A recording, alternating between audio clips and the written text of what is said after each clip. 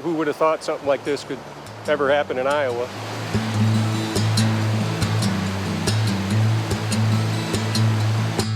This is a world-class feature. I've boated a number of places around the country, and I've played in a fair number of places. I've played at some actual play features, like at Salida in Colorado.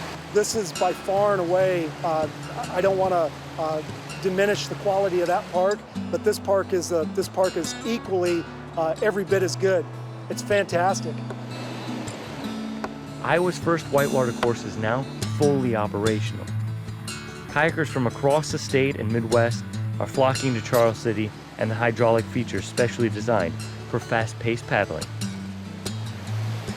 But the project wasn't without its challenges.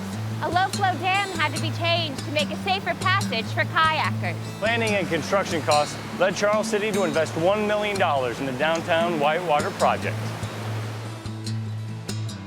Community leaders were approached by paddlers like Steve Oliver and Ty Graham, who dreamed of an Iowa whitewater course for much of the past decade. The river's low-flow dam in Charles City, similar to those utilized across the state, are known as death traps for anyone caught in the churning waters. Engineers sought to remove a top section of the dam, creating a water feature that was safe but still challenging. No other place like this for about 800 miles from here. This is the only thing like this. We've played at old broken down dams, which is, you know, what you got to do in Iowa, but this is great to have someplace safe to come play. When paddlers presented the whitewater course to Charles City officials in 2006, the project very quickly gained steam. We're ready to get going on it, and then the flood hit, so the state pulled the money for that, so for flood recovery. The floods of 2008 raised the Cedar River to historic levels, devastating communities and potentially dooming the Whitewater Park project. But Charles City redoubled its efforts. Construction crews spent the majority of the winter and spring assembling not only the water flow, but the waterfront as well. All of these large rocks that line the new course had to be brought in by heavy equipment. The people of Charles City hope that the Cedar Rivers project will bring in lots of visitors, but the green places along the bank are just as important. Plans are designed to draw not only the seasoned kayakers, but casual park goers as well. Green spaces up and down the riverfront provide a scenic view of action on the water and an open invitation to enjoy a sometimes forgotten asset. When the park opened in 2011, kayakers from near and far discovered a variety of options. 3 major water features line the whitewater course. Ranging from beginner to advanced, each feature provides a new spin on the Cedar River. Entering the whitewater course at its upstream point, you'll first encounter Dam Drop, or Double D. Once the site of the Charles City Low Flow Dam, it's now a safe churn of the Cedar River. My favorite is probably the dam drop, the top one. It's just really easy. You can sit up there and surf for, feels like half an hour at a time. It's not, but it feels like it. But I can do anything up there. I learned how to loop up there. I learned how to flat spin up there, which is turning your boat all the way around, so. Next up is Doc's Drop, a water feature that has already developed a serious reputation. The middle one's named after me. My nickname's Doc, so it's kind of a monster at most levels. Clearly the middle feature, Doc's Drop, the really major rodeo hole, really requires your undivided attention. When I go and paddle out there, I know that I really need to be on my game. It's exceedingly powerful. The third and final drop is Exit Exam, and draws plenty of paddlers to the downstream section.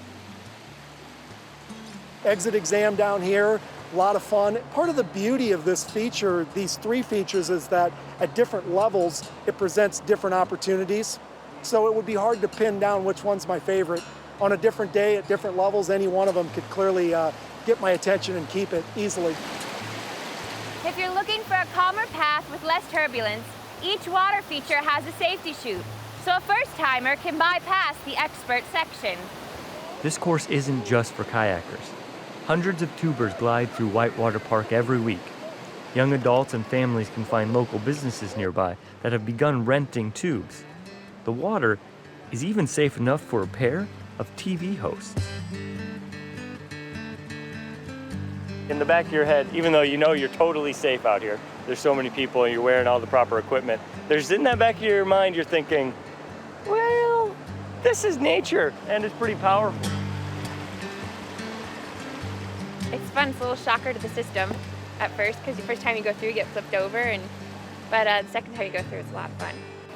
On a sunny day in mid-July, the Cedar River flow rate is 2,500 cubic feet per second, or CFS. Different rates generate dramatic changes in the water features. Today is a testament of the raw nature of Iowa's streams and rivers. Heavy rains from southern Minnesota just days ago created a rush of water downstream. The water flow was 500 cubic feet per second 48 hours ago. Today, it's at 9,000 cubic feet per second, making the course unsafe until the flow rate drops. In only a matter of days, those water levels drop back into a safe zone, leaving the course open for adventure seekers from across the country. They had somebody here from Oregon. I know that there have been people here from Nebraska and people from Kansas, so Minnesota, Wisconsin. People are hearing about this and realizing what a great place it is, so it's great to be out with other boaters. Once you get the people excited about it, you know, you can take care of your river. You can get something like this going for your community. You know, it brings economic impact. People come, stay in town, eat at the restaurants. That's what we do when we come up here. The Charles City Main Street is just a stone's throw away from the Cedar River. Experts predict that visitors to the nearby water project will spend anywhere from $45 to $75 each day in Charles City. That could be a great economic boost to any Iowa town. With Iowa's first whitewater project operational, could there be more in our future?